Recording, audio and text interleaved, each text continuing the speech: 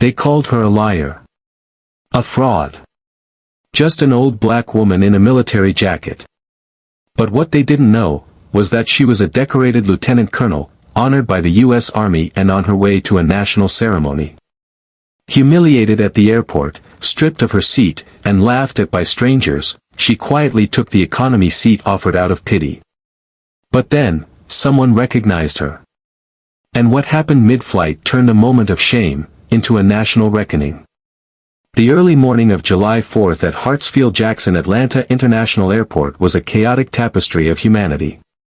Thousands of travelers converged, a dense, bustling crowd amidst the echoing announcements, the rhythmic rumble of luggage wheels, and hurried reunions and farewells. The air, imbued with the festive spirit of the national holiday, was also thick with the palpable urgency of constant movement. Amidst this bustling throng, a small yet resolute figure stood out, Helen Moore, 72 years old, an African-American woman. She wore a worn, olive-green army jacket, its fabric faded with time but still retaining an inherent dignity. A baseball cap adorned with the American flag sat comfortably on her head, a symbol of patriotism and years of dedicated service.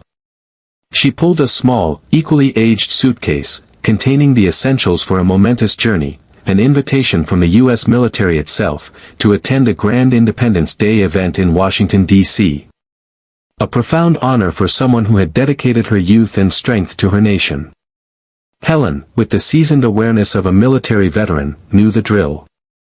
Her eyes landed on the sign, Priority Check-In, Pregnant Women, Seniors, Veterans, and Service Members. As a retired U.S. Army Lieutenant Colonel, she fully qualified. She calmly walked towards the counter, her heart filled with quiet anticipation and a touch of well-earned pride. Behind the counter, a young, white airline attendant with perfectly styled blonde hair and meticulous makeup looked up. Her eyes scanned Helen's old army jacket, lingered on her face, and finally, unmistakably, settled on the color of her skin. A visible frown of displeasure creased the attendant's otherwise pleasant features. "Excuse me, ma'am," the attendant interjected, her voice cold, devoid of the customary warmth of customer service. "This isn't the counter for you." She delivered the dismissal with an overt top-to-bottom gaze, as if evaluating, judging, and ultimately, dismissing Helen with disdain. Helen maintained the composure ingrained from years of military discipline. She opened her worn leather wallet and carefully extracted her retired military ID card. The inscription was clear, U.S. Army Lieutenant Colonel, retired. She presented the card, expecting immediate recognition, a modicum of the respect she had earned. Instead, the attendant took the card, frowning as she scrutinized it. A derisive smirk touched her lips. "A black woman, a retired lieutenant colonel," she repeated, her tone dripping with skepticism and mockery. "This card seems, not quite real, ma'am." She implied that a black woman achieving such a high rank was preposterous, a ridiculous fabrication. Behind Helen, an elegantly dressed white family waited in line. They began to whisper, their words laced with malice and racial prejudice, though not directed at Helen directly, their intention was clear. "She probably just picked up that old, raggedy hat to cut in line," the woman in the family murmured, her voice laced with contempt. The man with her added, "Old people tend to get confused.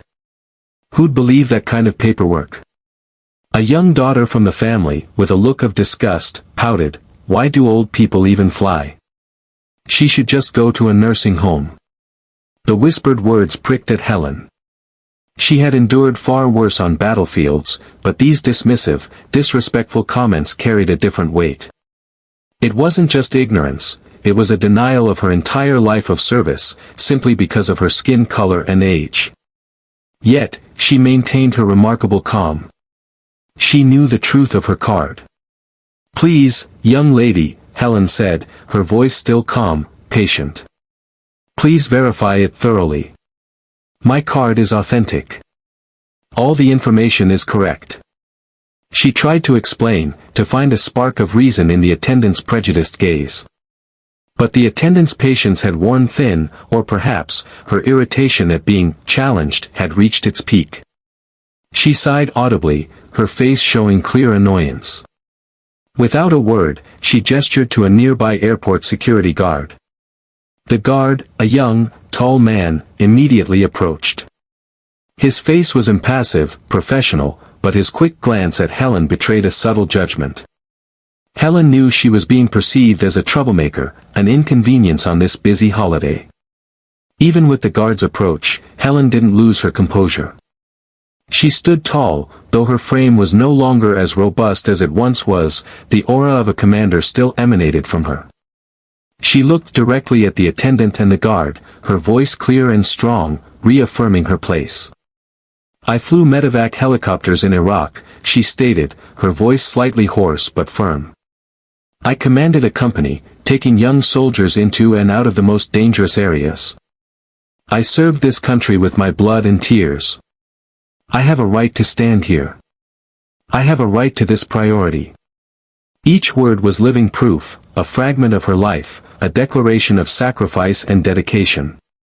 However, those words, instead of eliciting respect, further incensed the white woman in line who had been whispering.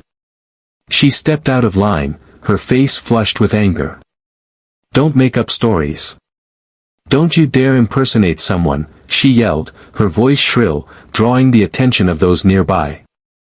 She pointed at Helen, her face contorted with feigned outrage. "I'll sue this airport if you let a fraud like her cut in line. This is a priority lane for deserving people, not for those who want to take advantage." She looked around, seemingly seeking validation and trying to isolate Helen. The attendant's contemptuous gaze, the guard's indifference, and the public accusations from the woman felt like final, sharp cuts to Helen's spirit. A profound sadness, a bitter disappointment, seeped through her carefully maintained calm. She had fought overseas to protect these people's freedoms, so they could stand here on Independence Day, and now, they were denying her very existence, her contributions. No one in the crowd intervened, no one spoke up in her defense. The silence of those around her was more painful than the insults. With a barely audible sigh, a sigh carrying the bitter poignancy of a lifetime misunderstood, Helen slowly turned. She didn't argue further. She didn't beg. The pride of a military officer, though deeply wounded, wouldn't allow her to. She quietly pulled her small suitcase, walking away from the priority check-in, heading towards the regular check-in counter, where she hoped to complete the procedures for her fateful flight. Each step was a bitter acceptance, but also an unwavering resolve. The bustling noise of the general check-in area swallowed Helen more whole. The air, thick with the hurried conversations of thousands and the incessant beeping of scanners, seemed to press down on her. Her old military jacket, a source of quiet pride just moments ago, now felt like a heavy shroud. The dismissive stares and whispered insults from the priority line still stung, echoing in her mind. Yet, she stood in the long, winding queue, her resolve unbent, even as a profound weariness settled in her bones. This was for the ceremony, for the respect of her fallen comrades, for the nation she had served. She wouldn't give up. Finally, after what felt like an eternity, Helen reached the general check-in counter. This attendant, a woman with a tired, impatient expression, barely looked up. Helen placed her small, worn suitcase on the scale and then, with a quiet dignity, handed over her ticket. The attendant scanned the barcode, her eyes fixated on the screen. Then, her casual demeanor stiffened. Her brows furrowed, and she frowned. She looked up, her eyes narrowing as she scrutinized Helen. A flicker of suspicion, sharp and immediate, crossed her face. "Ma'am," the attendant said, her voice flat, "this says, business class. Are you sure this is your ticket?" Her tone conveyed not a question, but an accusation. Helen's heart sank. Here it was again. The disbelief. The immediate assumption of dishonesty. "Yes, young lady, it's my ticket," Helen replied, her voice steady despite the rising frustration. "The military provided it for me. I'm traveling to Washington, D.C. for the Independence Day ceremony."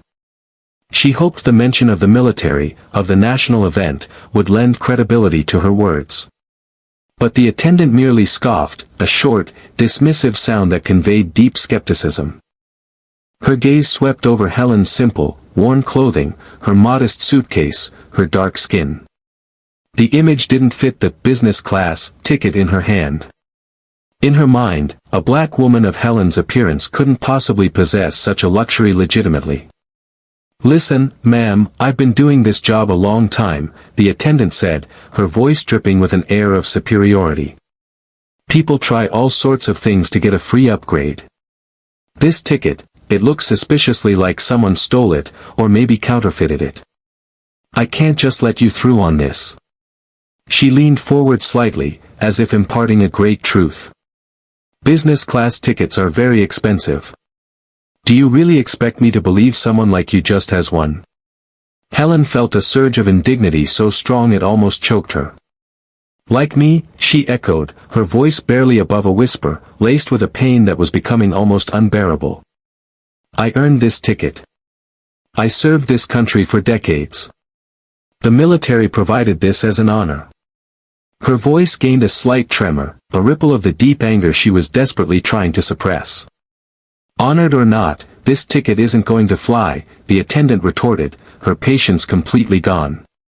She pushed the ticket back across the counter, her eyes hardened with finality.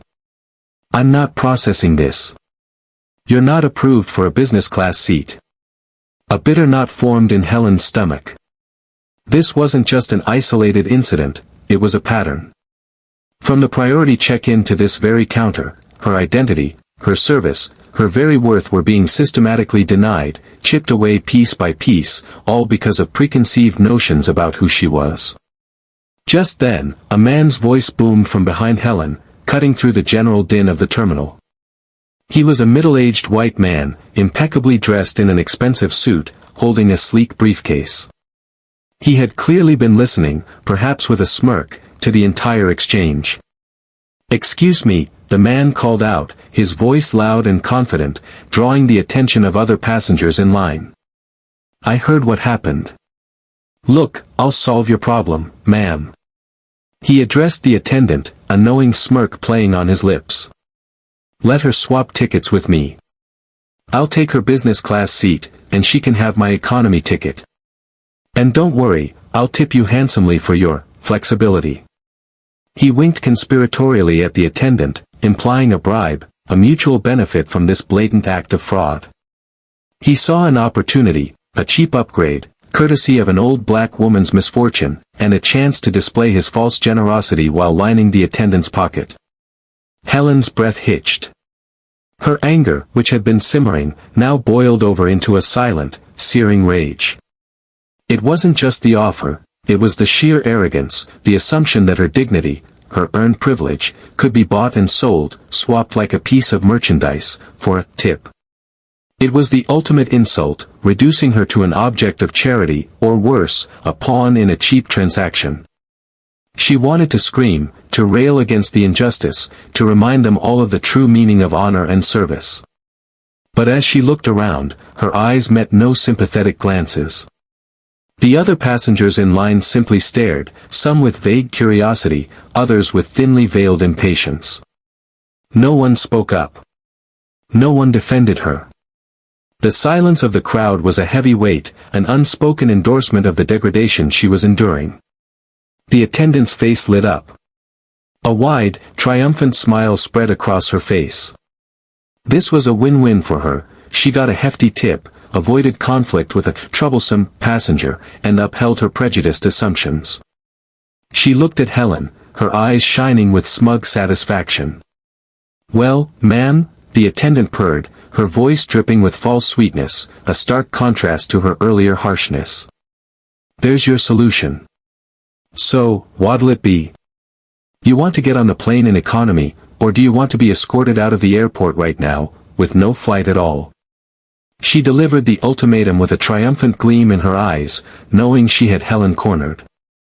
The threat was clear: accept the downgrade or miss the ceremony entirely. Helen stood there, trapped. Her heart pounded with a bitter anguish. The Independence Day ceremony in Washington, D.C. was more than just an event. It was a pilgrimage, a final act of remembrance for Thomas, a profound moment of national unity. Missing it was unthinkable. But accepting this forced downgrade, this public stripping of her earned status, felt like a betrayal of everything she had fought for, everything Thomas had died for. Her jaw clenched. She looked at the smirking attendant, at the self-satisfied grin of the man who had just bought her seat, at the indifferent faces of the crowd. She felt utterly alone, completely abandoned by the system she had so faithfully served. A quiet, agonizing sigh escaped her lips. The humiliation was immense, the injustice crushing. But the ceremony. Thomas. She had to go. She had endured worse. She would endure this too. Fine, Helen whispered, the word barely audible, tasting like ash in her mouth. I'll take the economy ticket. The attendant beamed, a predatory satisfaction in her eyes. Excellent choice, ma'am, she chirped, swiftly printing out a new boarding pass for Helen, an economy class seat. She then exchanged a triumphant glance with the man in the suit, who discreetly slipped her a wad of cash, a thick roll that vanished quickly into her pocket. They had both secured a profitable deal, one at the expense of an honorable veteran's dignity. The man's grin widened as he took the business class ticket, already envisioning his comfortable flight. Helen took the economy boarding pass, her hand trembling slightly. She didn't look back. She simply walked away from the counter, toward security, her head held high, though her spirit was heavy with a profound, bitter sorrow. She had made it through, but at what cost? The promise of honor had been replaced by the sting of indignity, leaving her feeling unseen, unheard, and utterly undervalued by the very nation she had sworn to protect. The airplane soared, ascending into the vast, open sky. Outside the window, Atlanta City gradually shrank, its winding roads and towering skyscrapers transforming into tiny architectural blocks. The economy class cabin buzzed with the sounds of children, murmuring conversations, and the constant service of the flight attendants. But for Helen Moore, all these sounds were merely a dull backdrop to the profound sadness that engulfed her. She sat by the window, her old military jacket still draped over her shoulders, like a shield that failed to protect her from the sharp edges of humiliation. The cap with the American flag remained on her head, but now it felt heavy, burdened by the weight of an honorable promise that had been defiled. She wasn't looking out the window, but staring into the undefined space in front of her, her eyes clouded, not from age, but from the unshed tears she desperately held back. The feeling of being treated like a fraud, of being stripped of her rightful privileges, of being scorned simply for her skin color and appearance, was more painful than any physical wound. She had fought to defend the values she believed in, yet here, in her own country, on a day when the nation should have been honoring people like her, she was trampled upon, made a spectacle for selfish and prejudiced individuals. A knot of indignation tightened in her throat, making it difficult to breathe. She had sacrificed so much, witnessed so many horrors, and now she had to endure this cheap contempt. As she was lost in her despair, a tall, elegant figure moved gracefully down the aisle. It was the purser, a middle-aged woman with a professional smile and discerning eyes, conducting a routine cabin check. The purser had a particular habit, she always made time to notice special guests or those who seemed to need assistance. As she passed Helen's row, the purser suddenly paused. Her eyes landed on the old military jacket and the flag cap on Helen's head. There was something remarkably familiar, something special about this woman. The purser had served on many flights transporting military personnel, and she held a special reverence for them. She looked closer, and then, a flicker of recognition ignited in her eyes. Lieutenant Colonel Helen Moore, the purser whispered, her voice filled with surprise and respect. She had once watched a short documentary about heroic female service members, and Helen's image, though aged, was etched in her memory. Especially her determined gaze and the rank on her shoulder. Without hesitation, the purser bent down, offering a warm and genuine smile. "Hello, Mrs. Helen Moore," she said, her voice filled with pride and delight. "It's an immense honor to have you on board today." She bowed slightly in respect. "But, you're in economy class, ma'am." I was informed that the military is hosting a grand event for those who served our nation, and they provided business class tickets for all participating veterans. Helen looked up, her eyes meeting the purser's. There was no hint of contempt on the purser's face, only genuine confusion and sincere respect. For the first time that day, Helen felt a warmth permeate the icy chill of her sorrow. Someone had recognized her. Someone knew of her contributions. "Yes, that's correct, young lady," Helen replied, her voice slightly hoarse but no longer as heavy as before. "I should have been in business class." She paused, looking directly into the purser's eyes, deciding to recount the entire humiliating ordeal she had just experienced. She spoke of the encounter at the priority counter, the young attendant's scorn, the malicious whispers from the wealthy family. Then she recounted being denied her business class ticket at the regular counter, the accusation of theft, and especially the brazen offer from the other passenger and the attendant's triumphant ultimatum to either accept an economy ticket or be expelled from the airport. With each detail Helen shared, the purser's expression shifted. From initial confusion, it turned to shock, then indignation, and finally, a deep sense of shame. She listened to every word, her hands tightly clasped. She had worked in the airline industry for years, but had never witnessed such blatant discrimination and theft, especially directed at a heroic veteran on the nation's important holiday. I am terribly sorry, Lieutenant Colonel Moore, the purser said, her voice trembling with emotion and anger. The shame for her airline service overwhelmed her. This is an absolutely unacceptable disgrace. A serious violation of customer service principles and basic human decency. Especially towards someone like you, a veteran who dedicated your entire life to this country. The purser looked at Helen with determined eyes. "Please, believe me, ma'am. After this flight, I will have a proper answer for you. I promise to investigate everything thoroughly. The people who did this to you, from the attendant at the priority counter, the agent at the regular counter, to that passenger, all of them will be held accountable for their actions. We will not let this go unaddressed, ma'am." The purser's strong assurance and the sincerity in her eyes were like a cool balm soothing the wounds in Helen's heart. She saw integrity, empathy, and resolve in this woman. It was a stark contrast to the coldness, prejudice, and indifference she had faced all morning. The knot of indignation within her slowly began to unravel. In a way, she felt comforted. At least, on this flight, there was one person who saw her, who listened to her, and who promised to stand for justice. Hope, however fragile, rekindled in the veteran's heart. The flight continued, but now, Helen no longer felt alone. The plane touched down smoothly at Ronald Reagan Washington National Airport, the hum of its engines fading into the background. For Helen Moore, the landing marked not just the end of a flight, but the beginning of a new chapter, one, she hoped, free from the indignities she had suffered just hours earlier. The words of the purser, promising justice, had offered a sliver of comfort, a fragile hope in the face of overwhelming injustice. As the passengers began to disembark, the purser approached Helen's row, a look of grim determination on her face. "Lieutenant Colonel Moore," she said, her voice low and respectful, "please allow me to escort you. There are some people waiting for you at the gate." Her eyes conveyed a silent message of reassurance and solidarity. Helen, her heart still heavy but now tinged with a flicker of anticipation, nodded. She gathered her small bag, the worn military jacket still firmly on her shoulders, a silent testament to her unwavering spirit. As they stepped out of the jet bridge and into the terminal, Helen braced herself, not knowing what to expect.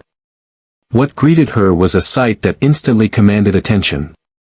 Lined up, shoulder to shoulder, stood an entire team of airline executives and managers, their faces etched with solemnity and deep apologies.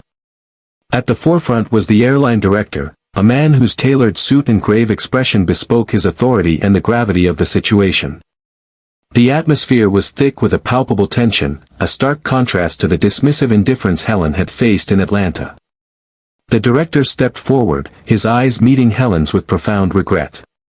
"Lieutenant Colonel Helen Moore," he began, his voice clear and resonant, carrying genuine remorse. On behalf of our entire airline, I want to express our deepest, most profound apologies for the reprehensible treatment you endured today. We have been informed of the incidents at Atlanta, and we are utterly appalled and ashamed. He paused, taking a moment to gather his thoughts, then continued with a firm resolve. Effective immediately, the 2 check-in employees involved in your deplorable experience in Atlanta have been suspended pending a full investigation. Their actions do not represent the values of this airline, and such prejudice and misconduct will not be tolerated. Helen listened, her eyes widening slightly.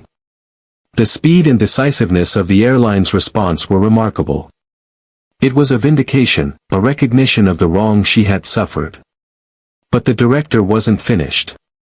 Furthermore, he announced, his gaze hardening slightly, the passenger who engaged in fraudulent behavior, attempting to appropriate your rightful business class seat through bribery and deceit, is also under active investigation. His actions constitute a serious breach of airline policy and potentially, a criminal offense of fraud and theft of services. We are working closely with law enforcement on this matter. Just as the director finished speaking, the very man who had so smugly bought Helen's business class ticket suddenly appeared, escorted by 2 stern-faced police officers. His earlier confidence had completely vanished. His face was pale, his expensive suit rumpled, and his eyes wide with fear. He had clearly been caught off guard, his selfish scheme unraveling before his very eyes.